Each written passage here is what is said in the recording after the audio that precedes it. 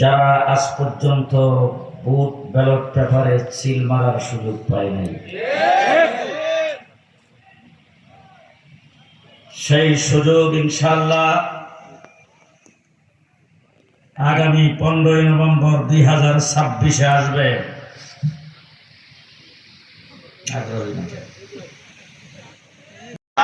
যে বাংলাদেশের টেকনাফ থেকে তেঁতুলিয়া পর্যন্ত বাংলাদেশের প্রতিটি ভোটার, আবাল বৃদ্ধ বনিতা সকলে নির্বাচনের দিকে তাকিয়ে আছেন, কিন্তু অত্যন্ত সজাগ থাকতে হবে। একটি অপশক্তি নির্বাচনকে বানচাল করার জন্য চেষ্টা চালিয়ে যাচ্ছে, আমরা সেটা হতে দেব না। কথা আসতে বলেন, বাইরের লোক যেন না শোনে। আমার মামুন ভাই তখন আপনাদের সামনে বক্তব্য রেখেছেন, আপনাদের এলাকার মানুষের জন্য অত্যন্ত সৌভাগ্যের ব্যাপার, জমাকে আপনারা ভোটটা দেওয়ার সুযোগ পাবেন। আপনারা সবাই ভোট দেবেন, একজনের সবাইকে দেবেন সবাই। শুধু কি ভোট দেবেন না ভোট কাস্ট করবেন? হ্যাঁ, আজকের থেকে এখানে যারা এসেছেন অন্তত সবাইকে একটা ওয়াদা করতে পারবেন যে আমরা সবাই আগামী ইলেকশনে মামুন ভাইয়ের কর্মী। দেখি তো কেনা কেনা সবাই কর্মী হিসাবে কাজ করবেন তো? আল্লাহ কবুল করো, হাত নামান। দেশটা মুসলমানের দেশ, কথা বলেন না। দেশটা কার দেশ? দেশটা মুসলমানের দেশ। আমি শুধু একটি কথা আপনাদের সামনে বলবো, আমাদের ভাষা, জামালপুরের ভাষা কি বাংলা না ইংলিশ? বাংলাদেশের ভাষা বাংলা না ইংলিশ? বাংলা। আমাদের পার্শ্ববর্তী ইন্ডিয়ার একটা প্রদেশ আছেন পশ্চিমবঙ্গ, যেটার রাজধানী কলিকাতা, সেটার ভাষা কি? বাংলা। জাতে কি তারা? বাঙালি। তারা জাতে বাঙালি, আমরাও জাতে বাঙালি। তাই আমরাও বাঙালি, তারাও বাঙালি, তাদের ভাষাও বাংলা, আমাদের ভাষাও বাংলা। একই জাতি, একই ভাষাভাষী। কিন্তু 1947 সনে এই দেশ থেকে যখন ইংরেজ বিতাড়িত হয়েছে, দ্বিজাতি তত্ত্বের ভিত্তিতে একটা হয়েছে হিন্দুস্তান, আরেকটা হয়েছে পাকিস্তান। আমরা একই ভাষাভাষী, বাঙালি জাতি হওয়ার পরও, বাংলা ভাষাভাষী হওয়ার পরও আমরা কেন হয়েছিলাম পাকিস্তান, আর কলিকাতা কেন হয়েছিল হিন্দুস্তান? এই প্রশ্নের উত্তর আপনারা দিবেন। বাকি একটা কথা বলে আলোচনা শেষ করব।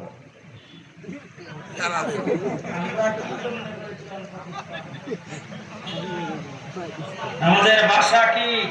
বাংলা। আমরা যাতে বাংলা। কলকাতার ভাষা বাংলা, তারাও যাতে বাংলা, তারাও বাঙালি, আমরাও বাঙালি। তারাও বাংলা ভাষায় কথা বলে, আমরাও বাংলা ভাষায় কথা বলি। আমরা কেন হলাম পাকিস্তান, তারা কেন হলো হিন্দুস্তান? বলেন বলেন কি কারণ? কারণ হলো আমরা মুসলিম অধ্যুষিত ছিলাম, মেজরিটি মুসলমান হওয়ার কারণে আমরা হয়েছিলাম পাকিস্তান। আমাদের প্রথম পরিচয় মুসলমান। তাকে দেখেন, কেউ যদি কথা না কয়ে কাওয়া কাদের দলের লোক।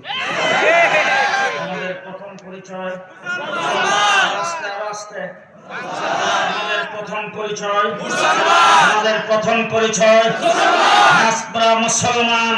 যদি মুসলমানিত্বটাকে বুকে ধারণ করে রাখতে পারেন, সত্যিকার অর্থে যদি ইমানদার হয়ে থাকেন, সত্যিকারের যদি মুসলমান হয়ে থাকেন, ভদ্র যদি মুসলমান হয়ে থাকে, আপনি যেই দলেরই হন না কেন, জন্মগ্রহণ করার পরে যদি আপনার ডান কানে আযান আর বাম কানে যদি ইকামত দিয়ে থাকে, তাইলে আজকে পরিষ্কার ভাষায় বলতে চাই, হাসিনা যেখানে যায় বসছেন, সেখান থেকে ষড়যন্ত্র করবেন 26 গুণ বেশি বাংলাদেশ থেকে বড় ভারত। কিন্তু আমরা যদি বুক টান করে দাঁড়াই, আর যদি একটা কথা বলি আমরা মুসলমান, আমাদের কেল্লা কাটায় দেব ইসলাম।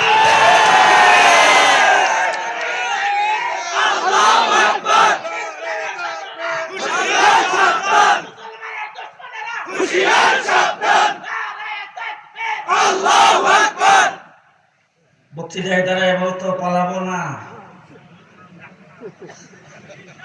আওয়ামী লীগ পালায় না। 1.5 মাস রিমান্ডে ছিলাম। 7টা টিম আমাকে জিজ্ঞাসাবাদ করেছেন, এই মাওলানা আজিজুল হক ইসলামী তার হাতে পায়ের নখগুলি প্লাস দিয়ে টেনে উঠাই ফেলছে। যারাই জিজ্ঞাসাবাদ করেছেন সামনে আইসে আঙ্গুলটা উঁচা করে বলতো, তুই রাজাকার, তোর হাবিব হুজুর রাজাকার, তোর মুফতি আমিন রাজাকার, তোর শেখুল হাদিস রাজাকার। যারা রাজাকার বলে আমাদেরকে গালি দিয়েছ, 54 বছরের ভিতরে বাংলাদেশের কোন একজন আলেম, কোন একটা মৌলবী পাকিস্তানের পক্ষে একটা শব্দ বলে না।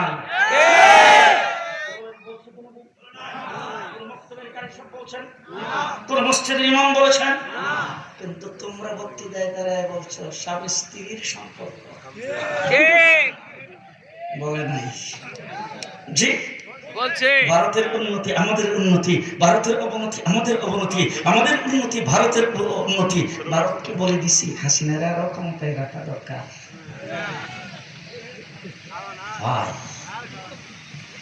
আজকে আমাদেরকে যারা রাজাকার বলে গালি দিয়েছ, ভিন্নমতকে যারা স্বাধীনতা বিরোধী বলে গালি দিয়েছ, আমরা রাজাকার নয়, আমরা পৃথিবীর কোন দেশের দালাল নয়। আজকে প্রমাণিত হয়েছে তোমরা সবাই ইন্ডিয়ান রাজাকার। ইন্ডিয়ান রাজাকারেরা ভারতে বসে ষড়যন্ত্র করছেন। কোন কোন সময় ইসকনের মাধ্যমে, পরিষ্কার ভাষায় বলতে চাই, হিন্দু বৌদ্ধ খ্রিস্টান আমার দেশের নাগরিক। ভারত এত শান্তিতে পূজা পালন করতে পারে না হিন্দুরা আমার বাংলাদেশে যত শান্তিতে পূজা পালন করে। আমরা বাংলাদেশের মানুষ সাম্প্রদায়িক সম্প্রীতিতে বিশ্বাসী। আজ পর্যন্ত কোন পূজা মণ্ডপে কোন মুসলমান আক্রমণ করে নাই। যখন শেখ হাসিনা ভেঙে যাওয়ার পরে এই দেশটার মধ্যে যখন সর্বপ্রথম হাতিয়ার হিসাবে হিন্দুদেরকে ব্যবহার করতে চেয়েছিল, তাদের মন্দিরে তাদের বাড়িতে আক্রমণ হচ্ছে, ওই মুহূর্তে গোটা বাংলাদেশে হেফাজতে ইসলামের কর্মীরা, কওমি মাদ্রাসাওয়ালা তাদেরকে পাহারা দিয়েছে। আমরা তোমাদেরকে পাহারা দেই, প্রয়োজনে পাহারা দেব, তোমাদের সাথে একসাথে ব্যবসা করি। তোমরা কোথাও নির্বাচনে দাঁড়ালে সেখানে আমরা স্লোগান দেই, তোমরা বড় বড় অফিসার হো, আমরা কোনো বাধা দেই না। প্রধান বিচারপতি হয়েছ, বাধা দেই নাই। মন্ত্রী হয়েছ, বাধা দেই নাই। সামনে মন্ত্রী হবা, বাধা দেই নাই। তবে জেনে রাখো, হব্বুল ওয়াতানি মিনাল ঈমান, আমরা দেশকে ভালোবাসি, হাসিনার মতো ভালোবাসা নয়। আমরা দেশকে ভালোবাসি দেশের সম্পদ লুণ্ঠন করার জন্য নয়। আমরা দেশকে ভালোবাসি দেশের ক্ষমতা দখল করার জন্য নয়। আমরা দেশকে ভালোবাসি ঈমানের অঙ্গ হিসাবে। আমার দেশের স্বাধীনতার উপর আক্রমণ করবা, ইসকন হোক না যেই হোক।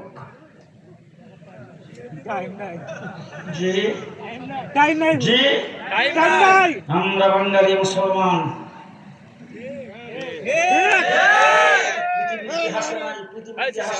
দেশ 9 মাস যুদ্ধ করে স্বাধীন হয়েছে। আমরা 9 মাস যুদ্ধ করে দেশ স্বাধীন হয়েছে। আমরা সেই মুসলমান। ইসলামের নাম দিয়ে বাংলাদেশকে ইসলামের স্বাধীনতা মিটাইতে আসবে, পিটায়া তক্তা বানায় দেওয়া হবে।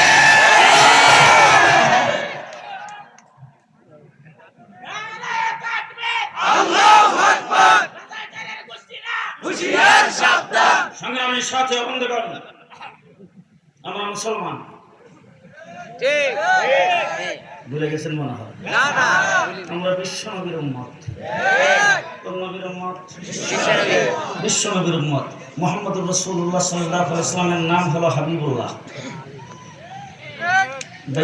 বাইতুল্লাহ শরীফের নাম হলো বাইতুল্লাহ।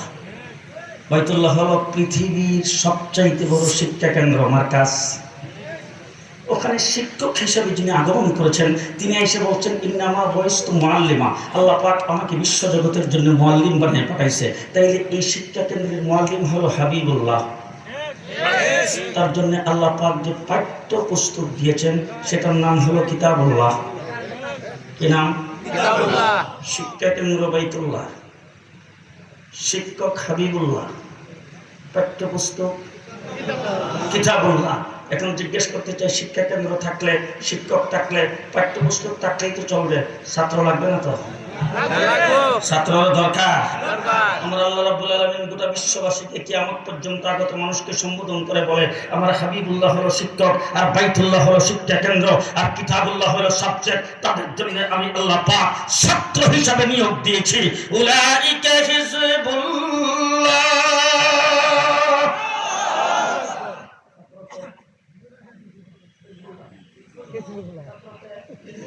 ছাত্রকে আওয়ামী লীগ, বিএনপি, জাতীয় পার্টি, জামাত, কার দল? আস্তে করে আস্তে করে কার দল? কার দল? আল্লাহর দল। এবার আসুন দেখি ওলামায়ে কেরাম এখানে আছে, ওনাদেরকে সাক্ষী রেখে বলতে চাই ছাত্র হিজবুল্লাহ, পাঠ্য কিতাবুল্লাহ, শিক্ষক হলো হাবিবুল্লাহ, মাদ্রাসা হলো বাইতুল্লাহ। এবার আমি জিজ্ঞেস করতে চাই আপনাদের এলাকায় হাইয়াতুল উলিয়া লিল জামিয়াতুল কওমিয়া বাংলাদেশ, তারপরে বিভিন্ন স্কুল কলেজ ইউনিভার্সিটি আছে, যেই শিক্ষকে পড়ায়, যেই মুহাদ্দিসে পড়ায়, যেই শাইখুল হাদিসে পড়ায়, তিনি কি পরীক্ষা নেন নাকি পরীক্ষা বোর্ডের থেকে কাউকে পাঠায় নেওয়া হয়? পরীক্ষা বোর্ডের থেকে পাঠায় নেওয়া হয়। যিনি পড়াইছে তিনি পরীক্ষা নেন, বোর্ডের থেকে কাউকে পরীক্ষক হিসেবে পাঠানো হয়? জি, যিনি পড়াইছেন তিনি পরীক্ষা নেন না, বোর্ডের থেকে একজন জাজমেন্ট ঠিক করে পরীক্ষা নেওয়ার জন্য প্রেরণ করা হয়। আমার আল্লাহ পাক বলেন হাবিবুল্লাহ হলো শিক্ষক, কিতাবুল্লাহ হলো পাঠ্য, ছাত্র হলো হিজবুল্লাহ। আল্লাহ রাব্বুল আলামিন বলেন উলাইকাল্লাযীনা ইমতাহানাল্লাহ।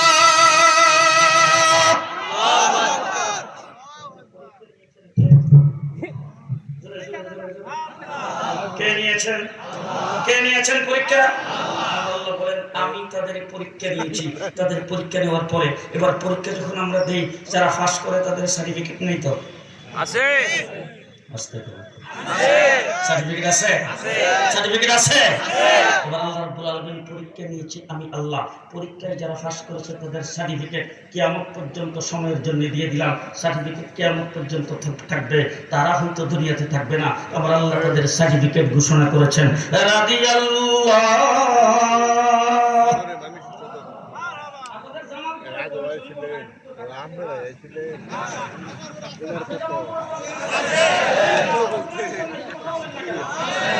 আল্লাহ তাদের সার্টিফিকেট দিয়েছেন রাদিয়াল্লাহ। কথা কয় ইলেকশন করে এমপি হবেন কারে রাজি করতে? আল্লাহ। মানুষের না আল্লাহরে? নিজে বংশের খেদমত করবেন কারে রাজি করতে? আস্তে কথা বন্ধু, আমাদের পুরো জীবনটাই আমরা আল্লাহ পাকের রেজামন্দির জন্য প্রস্তুত। বাংলাদেশের মোল্লার মিস্টারের সমন্বয় হইতে হবে,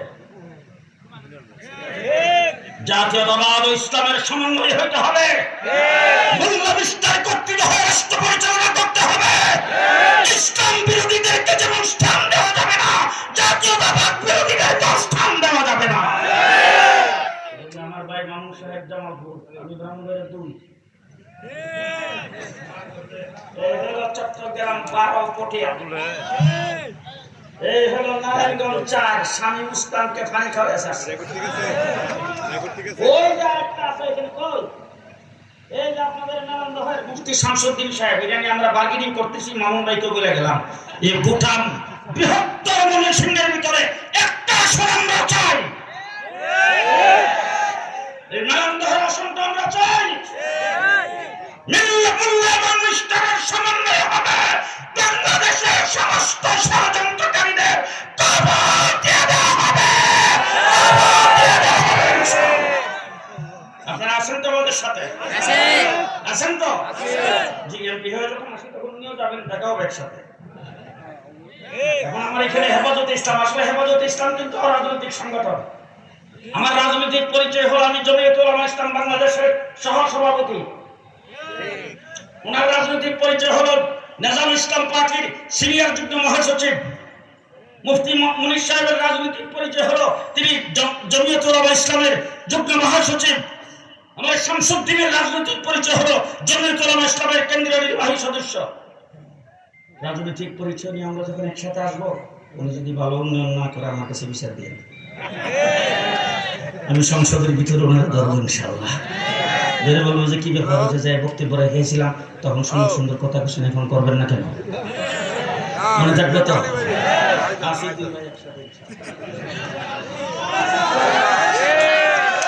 আপনারা দোয়া করবেন তো ইনশাআল্লাহ? জি, দোয়া করবেন তো? আর ইমাম যদি নামাজের মধ্যে ভুল করে তার লুক মাথা বাজায় আসে না নাই? আর দোয়া করে আসে না নাই? বিএনপি ইনশাআল্লাহ ক্ষমতায় যাবে, রাষ্ট্র গঠন করবে, সরকার গঠন করবে, আমরা ইমাম হিসাবে থাকবো ইনশাআল্লাহ। আছেন তো সবাই? আছেন তো? শেষ কথা ভালো করে শুনে নেবেন, মনে রাখবেন, মনে থাকবে তো ইনশাআল্লাহ।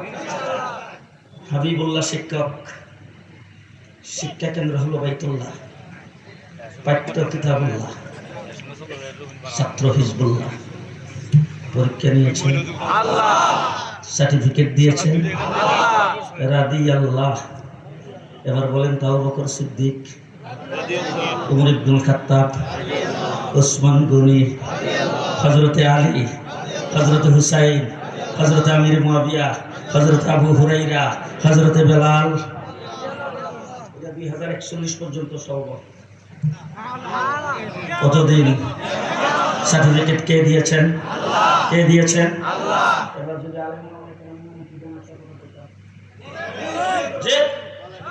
যাদের নাম হিজবুল্লাহ, সাহাবায়ে কেরাম, যাদের নাম হিজবুল্লাহ, পাঠ্য কিতাবুল্লাহ, শিক্ষক হাবিবুল্লাহ, যাদের পরীক্ষা নিয়েছেন আল্লাহ, সার্টিফিকেট দিয়েছেন রাদিয়াল্লাহ, তাদেরকে যদি সত্যের মাপকাঠি হিসাবে মানো, তাদেরকে যদি সমালোচনা না করো, তাদের আদর্শ যদি গ্রহণ করো, তাদের সঙ্গে যদি তোমার ইসলামের ইমানকে মিলিয়ে চলো, তাইলে আমার আল্লাহ পাকের পক্ষ থেকে ঘোষণা, তোমরাই হেদায়েত পাবে।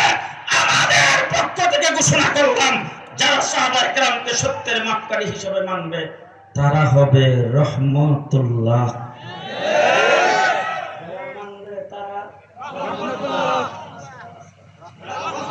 যারা মানবে তারা না মানলে লানতুল্লাহ।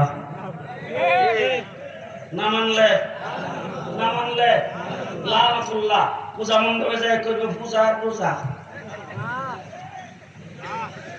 আমি মুসলমান, আমার ঘরে সন্তান জন্মগ্রহণ করলে আমি নাম রাখবো মুহাম্মদ, আমি নাম রাখবো ঈসা, আমি নাম রাখবো মুসা। আর আপনাদের ঘরে যখন সন্তান জন্মগ্রহণ করবে, আপনারা রাখবেন কৃষ্ণ আর বিষ্ণু, একই শান্তির বাহক।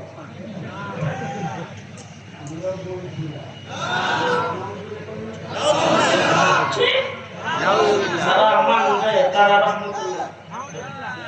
সাহাবায়ে কেরামকে যারা আদর্শ হিসেবে মানবে তারা রহমতুল্লাহ।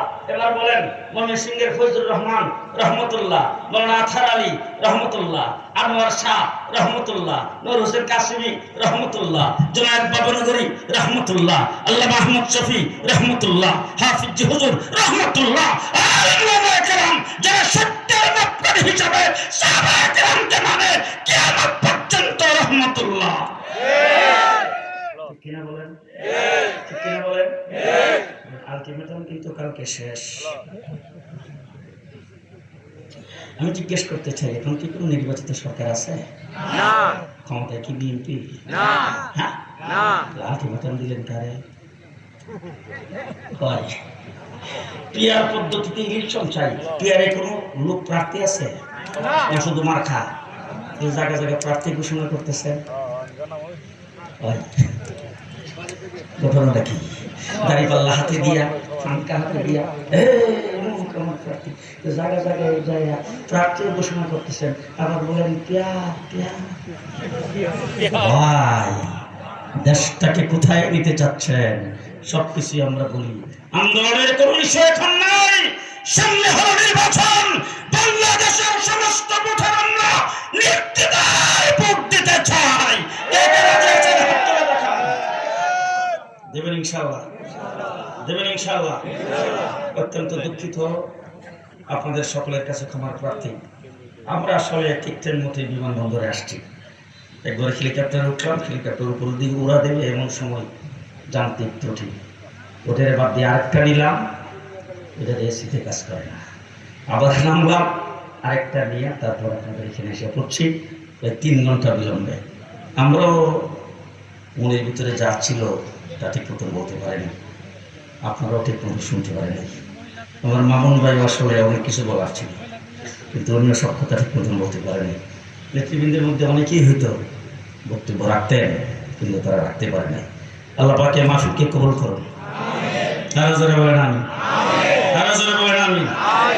যদি আমার মামুন ভাই নির্বাচিত হয়, এই ধরনের মাহফিল শুধু একটা যে ওনার আসনের ভিতরে মাহফিল জায়গা জায়গায় হবে। আওয়ামী দুঃশাসনের সময় যত মাহফিলকে বাধা দেওয়া হয়েছে সবগুলো উনি জারি করবেন ইনশাআল্লাহ। আল্লাহ কবুল করুন। আমার আবুল কাসেম ভাই আমার ঘনিষ্ঠ বন্ধু, উনি মামুন ভাইয়ের কথা ফোন করে বলছেন যে আসতেই হবে। এই জন্য আজকে আমার প্রোগ্রাম ছিল দূরে, সেই প্রোগ্রাম বাদ দিয়ে ওনাদের দুজনকে একত্রিত করে নিয়ে আপনাদের এখানে আসছি। ইনশাআল্লাহ সামনে আরো আসবো ইনশাআল্লাহ, আল্লাহ যদি তৌফিক দান করেন। ঠিক, হ্যাঁ তাই দেব ইনশাআল্লাহ। আবুল কাসেম ভাই সভাপতি, উনি সমাপনী দোয়া করে দিবেন। তারপরে এখানে একজন ইমাম পাঠান দোয়ার সাথে সাথে পেছনে একামত দিবেন।